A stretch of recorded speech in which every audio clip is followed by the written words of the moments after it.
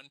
So speaking of tricks and games and so on, so I chose an expression for this week that I think would be kind of related to things that people enjoy. So for example, I always enjoyed watching magic. I never tried it. I was never very good at it. But the expression we're learning today, so everyone, if you see it here on the screen, let's say it together. The expression is sleight of hand. You try it. Sleight of hand. Of hand. So sleight of hand is referring to how the hands move quickly, especially when describing magicians. So, you know, magicians can move their hands very lightly and quickly to try to trick their audience. So if you notice over here on the screen, I've included a book cover that says Edwin Sachs Sleight of Hand. So if you go on Amazon and search, you know, magicians books or sleight of hand tricks, you'll find lots and lots of books that use this in their title, sleight of hand. It's a very common expression that we use to refer to the ability to trick people.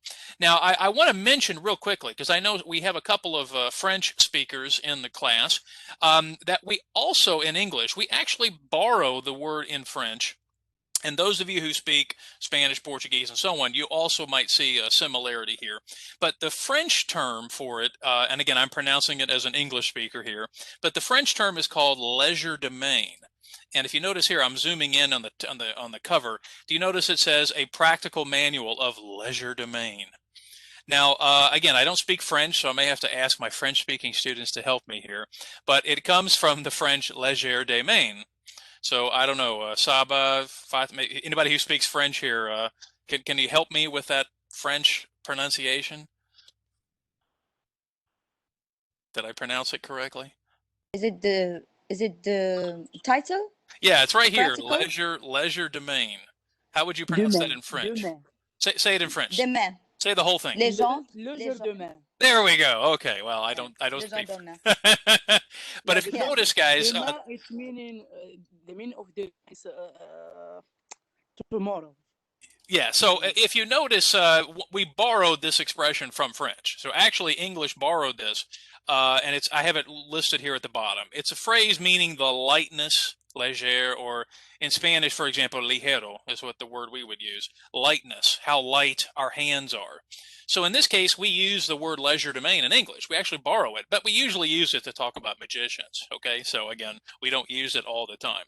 But anyway, the English translation is sleight of hand, okay? So in this case, maybe you have a similar expression in your language. So when magicians are using their hands, you can see my picture here, using their hands very quickly, that's the word, sleight of hand. Now you're probably saying, Mr. John, I don't know much about magic. Well, but we use this expression in other ways too. So that's how I want us to think about it here this morning. So even though we use sleight of hand and the French word legerdemain, often to reference as a reference to magicians, we can also use it as an expression to talk about somebody or some situation that is good at tricking people. Now, if you think about magicians, one thing they can do is they get you to look at one hand while the other hand is doing something else. So notice you're paying attention to this hand, but you're not noticing this hand. So often, you know, when they have like coins, right, when they take a coin in their hand and it seems to, you know, disappear, well, what you notice, of course, is that usually the coin is somewhere else. So they try to trick you. They try to replace, or they try to give you something in the promise of something else. So that's what I want us to think about here this morning, because we often use this expression, and I'm going to show you, we use this expression a lot to talk about this kind of trick, this kind of trickery. So for example, just to show you that I'm not trying to talk politics on either side, I found two articles, newspaper articles, real quickly, that use the word sleight of hand in one way to talk about the Democrats. So some of you know here in the United States, we have two political parties, the Democrats and the Republicans. So for example, I found this article, and if you notice, the title says The Sleight of Hand Convention. Now, I don't know if you've been paying attention to the news, but a few weeks ago, the political parties had their political conventions. And at those political conventions, they choose who they want to be president. So, for example, some of you know the Democratic candidate. Does anybody know who this person is on the screen, by the way? This is not my grandfather, by the way. Joe Biden. Yeah, Joe Biden. Biden. Yeah, this is Joe Biden.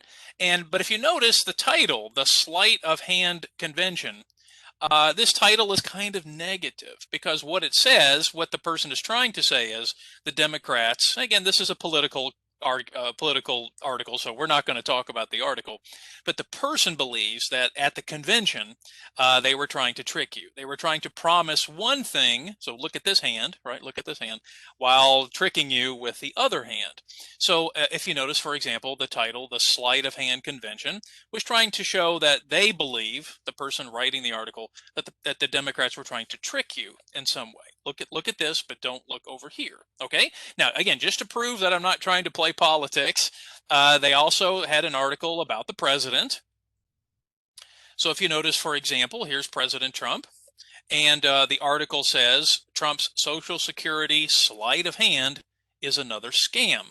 Now, I don't know if you know the word scam, but scam basically is another word for trick. So the writer for this particular article, so I don't know if you've been listening to the news, but a couple of weeks ago, the president promised to stop paying into the Social Security tax for people to take more money home. But this person believes that it's a trick. And the truth is, if you don't pay the tax now for Social Security, the truth is at the end of the year, you still have to pay it. So what the person is saying is the president's trying to trick you, kind of like moving things around. So the truth is you think, oh, there's nothing here, but the truth is later you'll have to pay.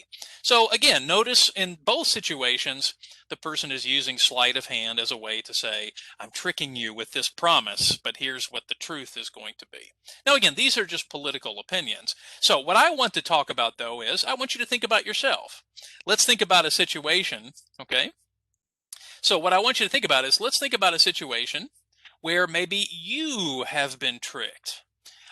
So again, for example, have you had a person who tried to promise you something, but then they didn't actually give you that promise or deliver? Or did you buy something? Maybe you saw it on TV, maybe you saw it on Facebook or the computer that promised something, and when you got it, it was not as good.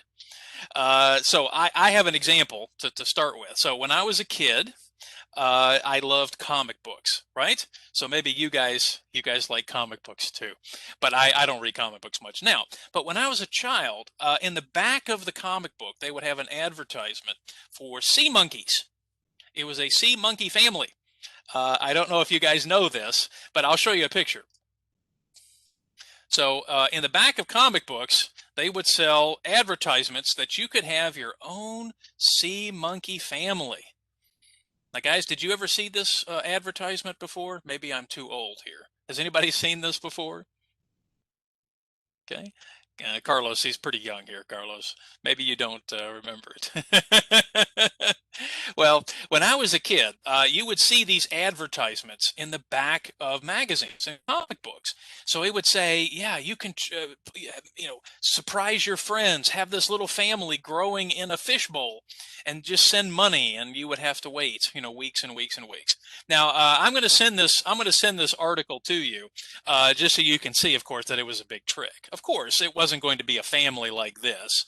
It actually was a bunch of shrimp that you would buy, and then the little shrimp would swim in the water. Now, the truth is most of the shrimp would die within a few days. So it was kind of a bad thing. So my friends told me about it. Now, instead, here's what I did. I didn't save money for the sea monkey family. I saved money to buy a secret spy camera. Now, guys, remember, this was a long time ago, before phones, before digital anything. So I wanted to buy a secret spy camera because I was a little kid and I wanted to take pictures. I wanted to sneak around and be like a spy. So this is what it looked like, by the way. So it was a little tiny spy camera. So it kind of looked like this. You see this on the screen here. Now, I did not realize that many of these were manufactured in Japan. So Japan obviously made a lot of these little cameras. Russia made a lot of these little cameras too. So I was so excited. I got this camera in the mail, but they promised that you could take pictures and they would be wonderful and perfect. Well, here's the problem. The problem is they did not tell you how to get more film. This was a film camera. So they gave you a little tiny package of film. I used the whole roll. The pictures look terrible. They kind of look like this, and that's being nice if this is a picture. So the problem, of course, is I felt like I was tricked. And not only that, but after I bought the camera, you couldn't buy any more film. You couldn't find it anywhere. So I had a camera where you could do nothing. So guys, I was curious, what about you? Have you bought something from the internet? Have you bought something before that looked good, but then when you got it, not as good? So anybody have a quick story they want to share? So once again, our expression for the day is sleight of hand. So sleight of hand is when someone tries to basically, in a magician's way, get you to pay attention here while they're moving their hands and doing so often in a very tricky way. So in real life, we use the expression when people are promising you something and then like you discover the reality is something different. Maybe you bought something that was promised and it didn't turn out to be the best that you thought, or maybe Tassi, they didn't exactly give all the information up front and then later you find out the truth. So again, that's our expression for the day. Okay, well guys, I'd like to go ahead and jump into our vocabulary strategy. So I'm going to go ahead and continue with our presentation, and that's talking about collocations. Now, I know I have a couple of new students here in our class compared to last year. So I thought I would kind of go back and introduce where collocations come from. So I'm sure everyone in this class who remembers collocations, everyone has a tattoo now, right, on their arm that says collocations. Right? Everybody remembers that? So if not, let's review what it is. Okay, now remember, we're going to need pencil and paper here in just a few minutes, so I'll just make sure you have that handy. Okay, now first off, guys, we're going to say a word together. Everyone say this word with me. Chunking.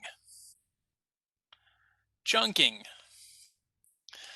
Okay, now chunking is referring to how we group words together in language. So again, we chunk in every language: Japanese, Chinese, French, Spanish. It's part of language. And basically what chunking means is we group words together so that they have meaning. Now, part of the problem, of course, is when you're kind of new to a language, it's very difficult to see and hear how words group and work together. But I want you to think about, okay, so guys, let's imagine for a moment. We're going to go back in time. All right, so guys, can you remember back when you were learning English for the first time? Okay, so let's go back to that time when you were still learning English. Okay, so first off, you were walking around and you were confused by everything because you couldn't understand what people were saying, right? So for example, this man here is speaking, but it looks like blah, blah, blah, blah, blah to you. You couldn't understand anything. So this is what you looked like at the beginning, right? Confused. So, of course, as your brain began to understand things, one miraculous day, one wonderful day, something happened. So again, you're walking around, person is speaking, blah, blah, blah, blah, blah, blah, and then suddenly they say good morning. And you understand. You're so happy. Do you remember that day? Yeah, maybe you have it in your calendars. Well, of course, we don't remember the exact day, right? I am. I Okay. remember it exactly. When it was. Yeah, I for remember me, it was in the hospital.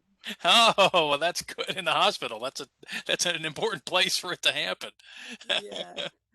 Well, anyway, the reason I want to mention that is because this is an example of chunking. This is when your brain is beginning to understand how words work together. So that's what we call chunking. We chunk or group words together to create meaning. So right now, when you're listening to me, you're hearing not just word, word, word, word. You're hearing how my language is connecting. Okay, so for example, many of you might remember when we talked about pronunciation, how we use a certain way of speaking, right? So for example, everyone turn on your microphones right now. Just turn on your microphone, okay? And everyone, we're just going to say good morning. Okay, are we ready? On a count of three. Ready? 1, 2, 3. Good okay. morning. All right. Now I noticed everybody said it basically the same way. Okay, you can turn off your mics for a moment. But I noticed everyone basically said it the same way. You didn't say good morning or Good morning. No, you said good morning. Well, you just demonstrated understanding. You just demonstrated how we chunk language together. So you notice in English we chunk by using many features. We use pronunciation, we use grammar. Now, guys, this is true in your language too. When I learned Spanish, I remember the first day I came into Spanish class and the professor goes, and I thought, did she take a breath? Did she stop sometime? My ears can't hear that fast. Well, you probably feel the same way about English, but that's the idea. As your brain begins to understand things, your brain, your ear, your mouth are all starting to work together. You are starting to learn how to chunk language. Now, chunking is a very flexible process, so I want you to think about that. As your brain and ears begin to understand all of these things, you will chunk more and more information together. So hopefully now that you're listening to me, you can follow me. You can follow me for 10 minutes, 15 minutes, 20 minutes. Okay. Now I don't know if you want to follow me for 20 minutes, but still, the idea is you can understand more of what you're hearing and speaking. Now, I want to be clear. Chunking does not happen in a uniform way. It doesn't happen and everything develops at the same speed. For example, if you spend most of your time speaking and listening to English, then probably your ability to chunk in speaking and listening is going to happen faster. Now, I know some of my students here, my Japanese students, for example, you probably spent more time learning grammar and reading. So probably you were much more comfortable chunking that information in a reading way, but not so much in a speaking and listening way. So again, often I get students of different backgrounds where they've had the opportunity to practice English in different ways. Now, some students, Stephanie, for example, I know perhaps in your school you taught English all the way through school. So maybe that for you, your development maybe was a little more uniform, but the truth is we all have challenges. My Spanish, for example, I feel much more comfortable reading Spanish than speaking Spanish. So the idea is we don't chunk all at the same rate. It's going to take time. Okay, so now let's get into collocations. Everyone say that word, collocations. Okay. Now, collocations are specifically how we chunk language together in small ways. Chunking, for example, you could chunk many, many, many, many words as you're listening to someone because your brain is understanding how language connects. But a collocation is a much more specific example. So everyone, I know I've said this many times, but for our new students especially, chunking is when we group two or more words together in a natural way to create meaning. Now, for example, when we said good morning is a collocation. And you're thinking, what do you mean? Well, again, notice we say good morning to express a specific meaning. We say good morning to greet people, right? Now, notice we don't say bad morning, right? You don't walk into a room and say, bad morning, everybody. Right? Do you say that? Maybe not. Notice we also don't walk in. For some reason, we don't just walk in and say, great morning. Now, both of those collocations, bad morning, great morning, are perfectly fine collocations. But notice we don't use them, right? We don't use them to greet people, right? For some reason, we say good morning. So what we're trying to demonstrate here this morning is that collocations have meaning when they work together. And some collocations make sense.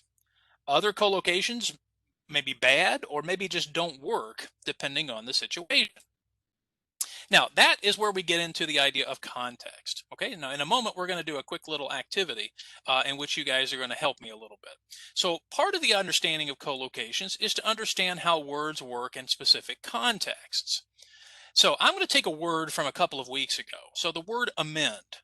Okay, you might remember this word was used when talking about the Constitution, right? So we mentioned amending, making a change of some kind. Now, the first problem, though, is when we want to think about collocations, we need to think about what do they mean? Like, what do the original words mean? So, for example, if I pull up the dictionary, you'll notice that the very first meaning of amend is a verb. And then you'll notice that the verb has two definitions. Now, I'm going to ask some volunteers here. So, Risa, could you turn on your microphone and read the first definition there for us on the screen? I'll zoom in a little bit here. Okay, can you read that first one for us? To change some of the words and often the meaning of law document. Okay, so notice there's a certain legal aspect here, right? To change the words and the meaning of a law document, something legal. Okay, let's look at, thank you there, Risa. Let's look at number 2 there. Let's see, Sunny, would you like to read number 2 for us?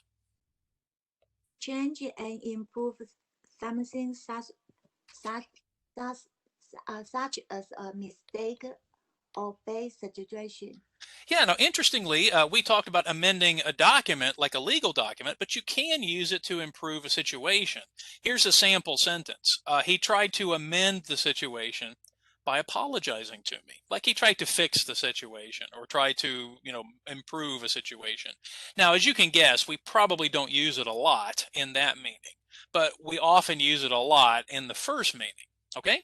All right, so far we've learned, okay, that amend has 2 meanings as a verb, as an action. Okay? All right, now let's think about how we can co-locate things together. So in this first activity, you don't need paper for this first activity. Instead, I'm going to put on the screen what we often think about when we think about co-locations, and that is thinking about words that co-locate before the word amend and the words that co-locate after the word amend. Now, you guys, I want to get you to help me here. So I'm going to take you to a screen. This particular screen here is going to show us the word amend or amends is in the middle of the screen, so hopefully everyone can see that. But then I have all of these words here on the screen. So I have states, payments, the government, taxpayers, the teacher, the Constitution, the bill, the answer, the country, and law. Now, guys, I want you to help me. The idea is we want to see what co-locations can we make using these words. Where would we put these specific words? Now, for example, we could put the government on this side. So I'm going to move some words around here. So the government amends. Okay. Now look at my other choices. What are some things that we can co-locate? What are some things that the government can amend? The Constitution. The Constitution. Constitution. For example, governments can amend their constitutions. Okay, so that's one co-location there. Okay. Can governments amend the law? Yeah. Yeah, possibly. Okay, so we can put that one next to it as well. Okay, so we'll kind of connect. So I'm going to use my pen tool here and kind of connect that co-location to these words. Oops, sorry. Okay, so I'll connect those words together. Okay, so we can do that and we can amend the law. Okay, now guys, help me out. Let's keep going. Let's try the word teacher. Would the word teacher go before or after the word amend? Before. Before. Okay, so the teacher before. And what do teachers amend? Answer. The answer. The answer. Yeah, so for example, maybe the answer on a test needed to be changed. So the teacher amended the answers on the test. Okay, good. Okay, now I still have some other words here. What about payment? Payments. Would that be before or after amends? Before. After. Maybe after. Okay, now who would amend payments? Taxpayer. Country. Possibly country. I think a country could. That's true. Let's just use the one example though. So I think, for example, taxpayers can amend payments. Now I don't know if you guys are doing the taxes here in the United States, but for example, maybe you didn't pay enough in taxes. So let me let my dog out here. Okay. So in this case, maybe you had to amend your payments. Maybe you didn't pay enough and you have to change them. Okay. All right. We got a few more here. What about states? States go before or after? Okay. So states amend things. What could they amend? The bill. Perhaps a bill. Okay. Could states amend a law? Yeah, maybe. Yeah, I mean, let's be honest. When we use the word state, state can often refer to the government too. So, for example, states can amend their constitutions. Yes. States can amend the law, their law. States even can amend a bill. Okay. What about the last one here? The country. Before or after? Before. Okay. And what things can a country amend? The bill. A lot of the same The things. first Right? word, Constitution. Constitution, the bill, the law. Constitution. All right. And payment, probably. Possibly payments too. Yeah, I think that could be a possibility, especially if a country had to pay, for example. So maybe they could amend payments. Okay, now you see here, it looks kind of confusing here, but that's kind of what I wanted you to notice, is that how words work together. So now we can see that the word amend works specifically with these types of examples, and then we amend certain things. We can amend payments, we can amend answers, and so on. All right, excellent. Okay, now, so in thinking about this activity, so we're going to do this next activity kind of together. So guys, this is where you need your paper. So has everybody got their paper and pencil ready? Okay, now what I'm going to do is I'm going to share a copy of the article that we actually looked at a couple of weeks ago. So some of you might remember the article about the state of Tennessee helping to ratify the 19th Amendment for women to vote. Now, we're not reading all of the article for this week. In fact, this is probably the last week we're going to use any of the information from the suffrage thing. But in the article, the word suffrage appeared many, many times. So what I want you guys to help me out is we're going to kind of put together our own collocation chart. So the idea is, how can we see which words collocate with the word suffrage? Now remember, who can remember what suffrage means, by the way? Who can tell us what that means? The right it's a right to vote. The right to vote. Excellent. Congratulations. All right, so everybody take your piece of paper right now, and I want you to do this with your paper. I want you to do exactly like this. So in the middle of your paper, write the word suffrage, and then draw a little line before it and a little line after it so that it looks like this. Okay, so just do it on your paper. Okay, now if you want to use your camera, you can use your camera. You don't have to, but if you want to show me your paper, it's okay if you want to show me. But I trust you. Okay, I trust you. But if you've got the word suffrage right in the middle there. Okay, so hopefully you have that. Okay, so everybody got that? Okay, all right, so suffrage, again, in the middle of the paper. And okay, so here's the activity, and we're going to kind of do this one quickly. So again, what I'm going to do is I'm going to share with you the article, and I want you to find 3 examples of words in the article that collocate with the word suffrage. Now remember, collocations can go before or after, but you have to be careful. Okay, be careful because, okay, I see it there, Fatima, good. But you have to be careful because the problem here is sometimes the collocations may not be easy to see. So we might do one as an example, but here's what I'm going to do. I'm going to share the article right now, and on your paper, I want you to find 3 examples, either before or after, or could be both, of how the word suffrage, what words collocate with it. So I'm going to bring the article up on the screen first, okay? Then I'm going to share it with you. So again, this is the article we listened to a few weeks ago. So this was about the congressperson from Tennessee.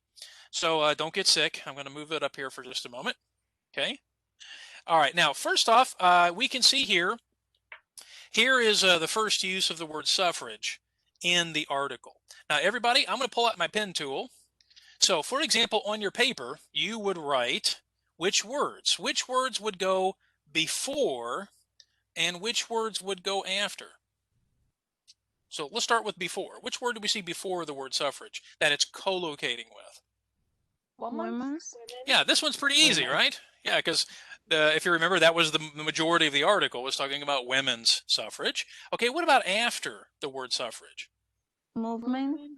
Yeah, so for example, this is a fairly easy situation where we can see that the word suffrage is working directly with both of these words, because we learned a few weeks ago that we were learning about the women's suffrage movement. So for example, on my paper, right, on my paper, I'm going to write the word women on one side, and I'm going to write the word movement on the other. So I'm going to do that right now as kind of a preview for what you're going to do. So let me exit out here.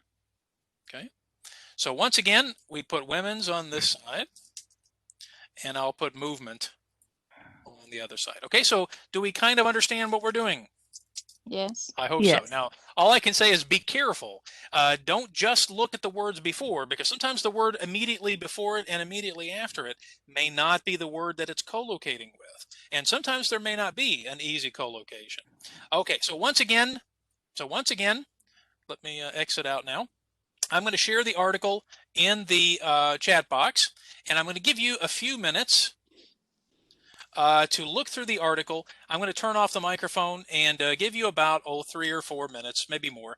See if you can find 3 different examples of how the word suffrage is used. And then when we come back, we're going to share them on the screen with each other. Okay, so the article.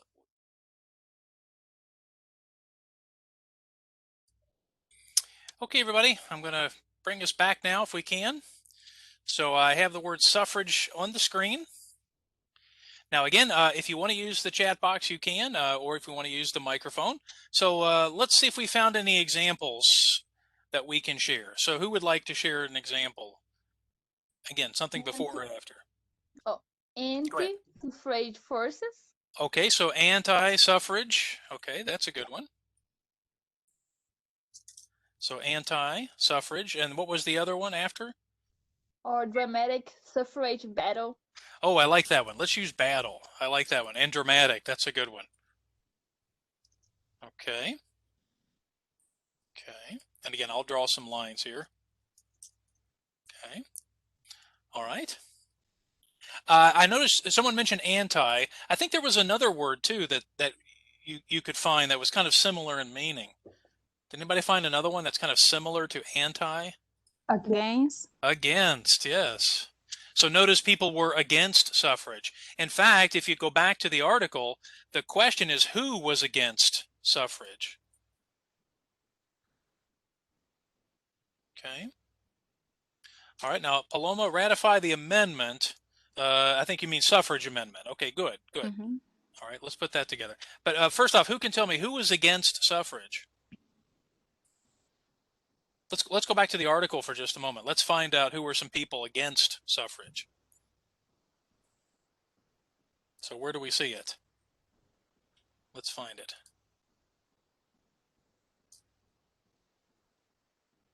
Okay. Let me type it here. We can use our find feature. Okay. So if you notice, for example, I found it twice here on the screen. So if you see that, who do we see who is against suffrage? The liquor lobby. Yeah, so, and Kelly is correct too, believe it or not, Mm-hmm. not only just the liquor lobby, but also some women were against suffrage. I know you might be surprised by that, but actually at the time, some women did not want to get the right to vote. I think they were kind of worried that maybe they would be looked at differently. So believe it or not, there were some women who opposed. So let's put that up there too. So in terms of who was against, lobbyists were against it. Of course, many men were against it, right? But women too. So in this case, this helps us add more information. Okay, and then someone mentioned the suffrage amendment. Okay, good. I like that. Okay. All right. Now that's that looks like a pretty good. The suffrage debate. Yeah, debate, battle. Okay, let's put that up there too. I like that. Okay. Okay. So now the question is, what exactly does this do to help us learn more about the word? So what I want us to finish up here with this this evening is to think about how these words work together, and that's really the key, I think, is thinking about how these words connect, because knowing just the meaning of the word suffrage, knowing that it means the right to vote, doesn't tell us everything about the word. So that's what I want to finish up with here. So first off, guys, you did an excellent job. Hopefully everybody found many of the same answers. And again, I will share this with you after class, this little board that I've created. But let's go back for just a moment now to the presentation. Okay, so things we've learned so far about the word suffrage. Now, we've learned the meaning, so we've already talked about the meaning, but we've learned some new things. For example, that it was involving women's activists. So again, not every woman supported suffrage. Those who especially were activists for it. So you might remember last week we learned about some of those activists, some of those people who were involved. Some of you mentioned the word battle and debate. Now, guys, if you have a battle for something, that means that not everybody agrees. So for example, at the time, not everybody agreed when it comes to suffrage. So even today, we still have discussions about suffrage today.